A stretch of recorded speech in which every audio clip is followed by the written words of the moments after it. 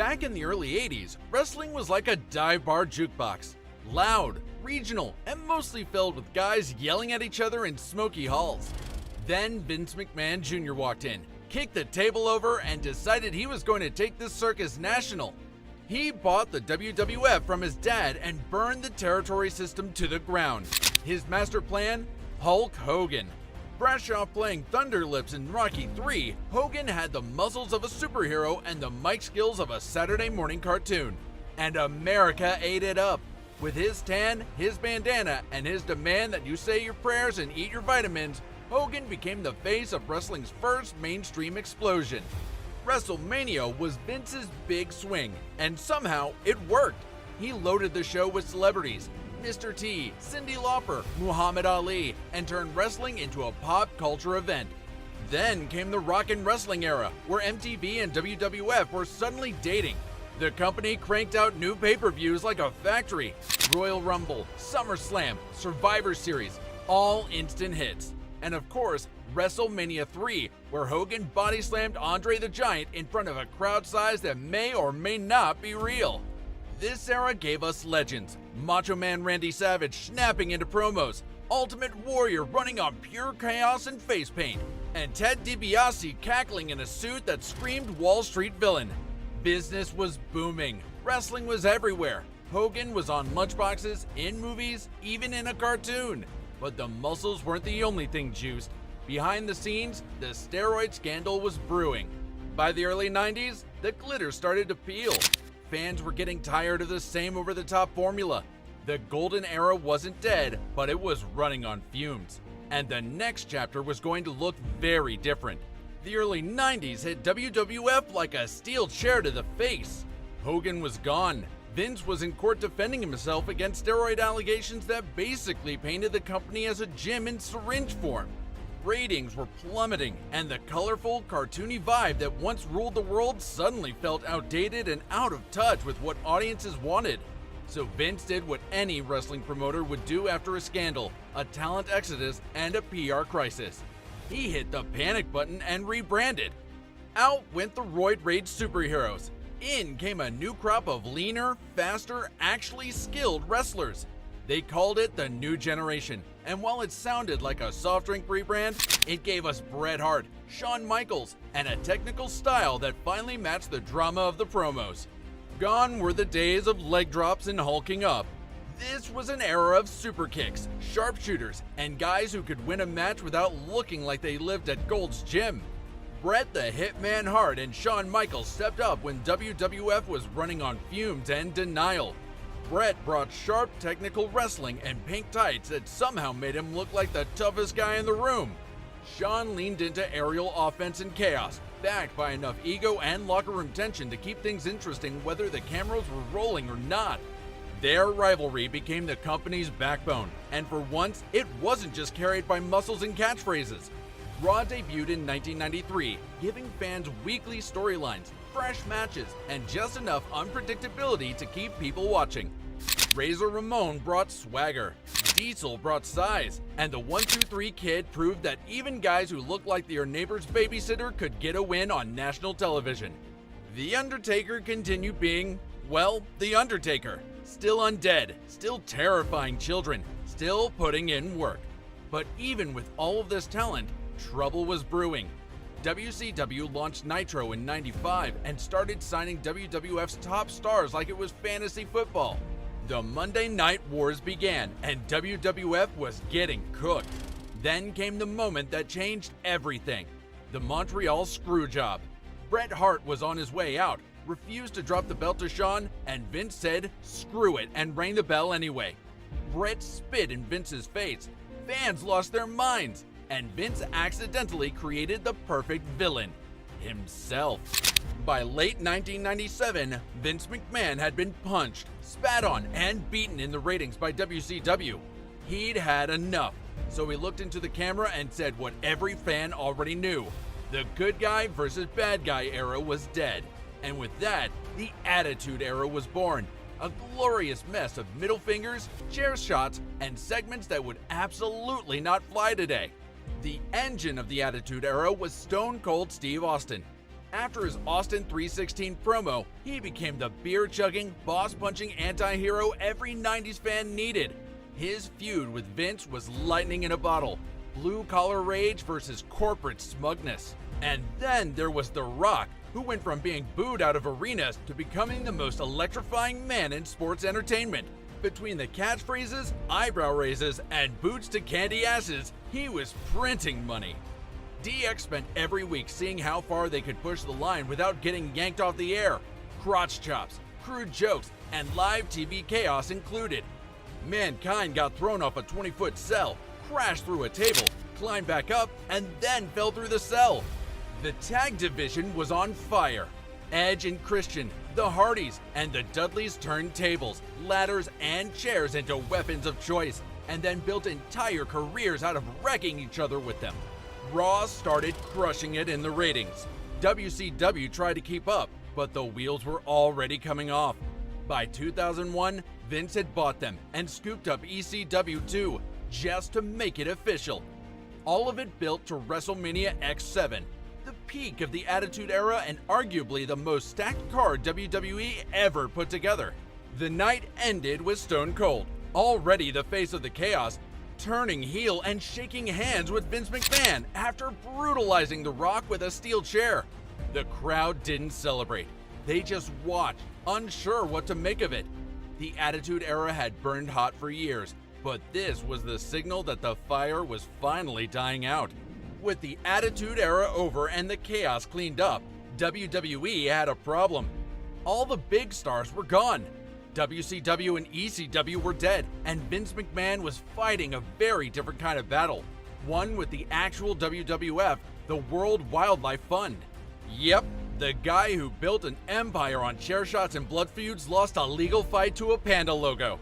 As part of the settlement, the company was forced to rebrand as WWE, and just like that, an entire era of scratched up logos and get the F out ads were born. After losing the WWF name, WWE needed a new direction, and Vince found it by walking into a ring and demanding ruthless aggression from his roster. Enter John Cena. He slapped Kurt Angle on his first night and declared he had ruthless aggression, echoing the exact phrase Vince McMahon had just barked at the roster in a promo days earlier. That soundbite became the unofficial name of the new era. Less edgy than Attitude, but still trying to prove it could throw a punch. Brock Lesnar debuted weeks later and wrecked everything in his path. Batista and Randy Orton were brought into Evolution, a stable designed to protect Triple H and manufacture future main eventers in the process. Meanwhile, Shawn Michaels returned from a career-ending injury and immediately started cranking out classics like he'd never left. SmackDown became a weekly wrestling clinic with the SmackDown 6, while Raw turned into Triple H's personal kingdom. Eddie Guerrero and Chris Benoit closed WrestleMania 20 in 2004 as dual champions, proving that technical wrestlers could still headline the biggest stage. The first Money in the Bank match in 2005 added new chaos to the title scene. Cena evolved from a rapping heel to a salute-throwing superhero, and fans couldn't decide if they wanted to cheer or start a riot.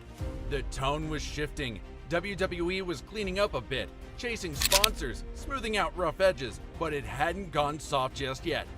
That would come next. By 2008, WWE looked around and realized they couldn't keep selling blood-soaked t-shirts while trying to land toy deals at Target. Parents were starting to notice that their kids were learning how to swing steel chairs before they could spell Cena. So Vince cleaned house. Out went the blood, chair shots to the head, and half-naked chaos. In came bright lights, safe spots, and a new rating, TVPG. The goal was clear: make wrestling family-friendly again, whether fans liked it or not. John Cena became the face of WWE's new direction. Bright gear, bigger muscles, and promos so clean they could have aired during Saturday morning cartoons without a single edit.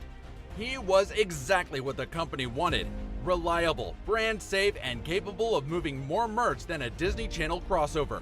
But the crowd was never on the same page.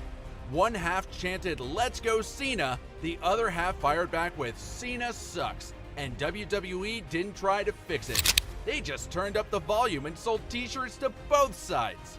Even his finisher got a corporate rebrand, changing from the FU to the Attitude Adjustment.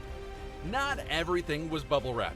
CM Punk lit a fire under the product in 2011 with the Pipe Bomb promo, breaking the fourth wall and calling out the company live on Raw. For a moment, things felt real again. He won the title at Money in the Bank, blew a kiss to Vince, and walked out through the crowd. It was messy, it was exciting, and then it was followed by more Cena. Still, the PG era introduced guys like Sheamus, The Miz, and Alberto Del Rio, and kept business strong even if the edge was gone. The product was safer, the stories were simpler, but the fans were starting to push back, and WWE couldn't ignore it for much longer. By 2014, WWE fans weren't just booing, they started a mutiny. They hijacked shows with chants for Daniel Bryan, CM Punk, or literally anyone not being forced into the spotlight. The 2014 Royal Rumble broke the dam. Bryan wasn't in the match, and when Rey Mysterio came out at number 30, the crowd turned on him. When Batista won, it was pure rejection. WWE had spent years controlling the narrative. The fans took it back. Triple H eventually addressed it on Raw, calling it a reality era, and for once, the show acknowledged the people in the seats. Daniel Bryan headlined WrestleMania 30, not because WWE wanted it, but because the crowd gave them no choice. He beat Triple H, then Randy Orton and Batista, and finally won the title. It was a payoff for everyone who refused to shut up. That same night, The Undertaker's streak ended, and the arena went silent. The Shield split soon after. Seth Rollins cashed in at WrestleMania 31, and NXT quietly started outperforming Raw. WWE launched the network and started blurring the lines between fiction and reality.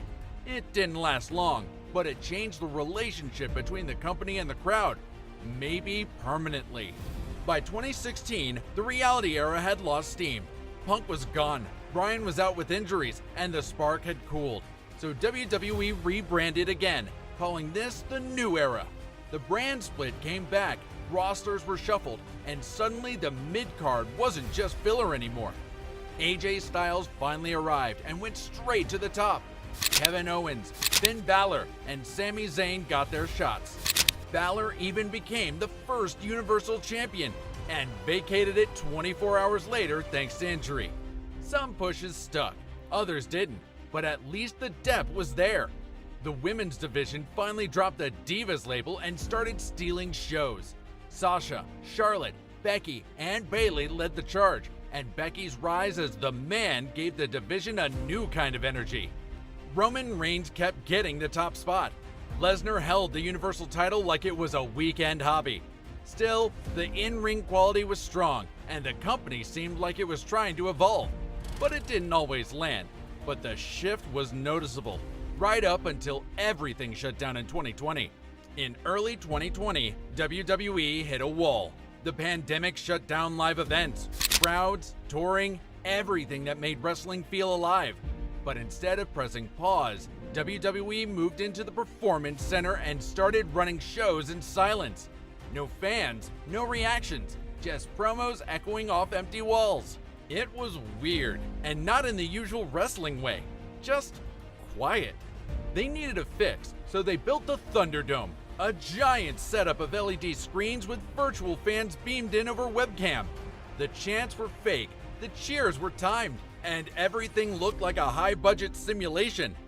It gave the show some energy again, even if it all felt kind of off. With no crowd to play to, WWE shifted gears. Cinematic matches became the go-to. The Boneyard match gave The Undertaker a proper send-off. Dramatic shots, a motorcycle, and enough camera cuts to make up for the lack of live noise. Bray Wyatt and John Cena had a match that was really more of a surreal flashback sequence, and the fans spent the next week arguing about whether it was brilliant or nonsense. Drew McIntyre finally won the WWE Championship, but with no one in the building, it landed flat through no fault of his own. Roman Reigns returned after a break, dropped the vest, and stepped into the role he should have had years ago. As the tribal chief, he didn't need crowd reactions. His presence carried the whole show, and SmackDown revolved around him from the moment he came back. The Thunderdome era didn't feel normal, and it wasn't, but WWE kept going. They held the line during the strangest year in company history. It wasn't always smooth, and not every idea landed, but the shows never stopped. And when crowds finally came back in mid-2021, everyone knew it was time to move forward, even if nobody was quite sure what that meant yet. When fans finally came back, WWE tried to act like everything was normal again. It wasn't. Some stories had heat, others felt stitched together week to week.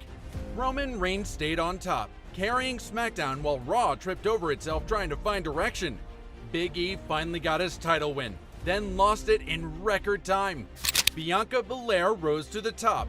The rest of the women's division was inconsistent at best. Behind the scenes, WWE turned into a revolving door. Wrestlers were released in waves, some mid-push, some mid-championship run, with budget cuts as the excuse. Meanwhile, AEW was scooping up talent and making WWE look like it forgot how to build stars. It was survival mode, and it showed. In July 2022, Vince McMahon retired, under pressure and with headlines nobody wanted. Triple H took over creative, and almost overnight, the product felt different. Stories made sense again. Wrestlers cut promos that didn't sound like they came from a script generator, and the mid-card got life. Release stars returned, and NXT favorites were finally used like they mattered. Roman Reigns kept his long title reign going. Cody Rhodes came back, locked in on finishing his family story. Gunther took the Intercontinental title and turned it into a war zone. Long-term storytelling didn't just happen, it stuck. The women's division got tighter. The premium live events were shorter and better paced. WWE even cracked open the forbidden door, working with TNA and others without pretending they didn't exist. It wasn't some creative revolution, but for the first time in years, it felt like the people in charge cared, and fans noticed. In 2024, WWE signed a $5 billion deal with Netflix, pulling Raw off cable for the first time in its history. It wasn't just a streaming deal, it was WWE making it crisp 1.5 times speed. Production got another overhaul, cleaner visuals, smoother camera work, fewer headache-inducing cuts. The show started to feel more like a live sport again, and less like a music video from 2004. Matches had weight. Commentary stopped sounding like a press release. It wasn't perfect, but the first time in years, it felt like the presentation and the product were finally in sync. WrestleMania 40 delivered the moment fans had waited a decade for. Cody Rhodes finished the story and ended Roman Reigns' historic title run. Triple H called it the start of a new era, and shockingly, people actually believed him. Since then, NXT call-ups have gotten real chances. Cross-promotional matches with TNA and others haven't just been acknowledged, they've been embraced. The product feels more open, more modern, and somehow less defensive about what it is.